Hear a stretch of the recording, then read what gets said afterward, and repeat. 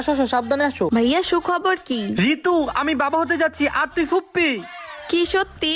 হ্যাঁ, এই তুমি ওখানে বসো।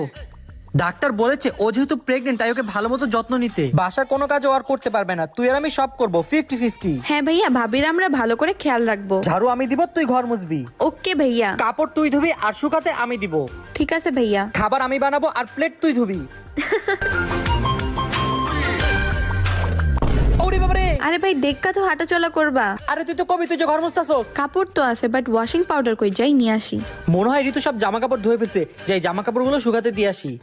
আরে কাপড় কই গেল ভাইয়া? কাপড় কই? জামা কাপড়টা আমি রোদে শুকাতে দিয়ে আসছি। হায় আল্লাহ। ঋতু দেখ তো তরকারিটা ঠিক আছে কিনা, একটু টেস্ট করে দেখ। লবণ কম হইছে। আচ্ছা তারা দিতাছি। আরে আরেকটু দাও, আরে একটু দাও, এবার ঠিক আছে।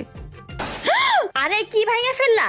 আরে ঋতু প্লেট ভেঙে ফেলছে। আরে বাবা থামো, আমার বাচ্চা আস্তে আস্তে তোমরা পুরো বাসে ধ্বংস করে ফেলবা, তার থেকে ভালো আমি কাজ করি।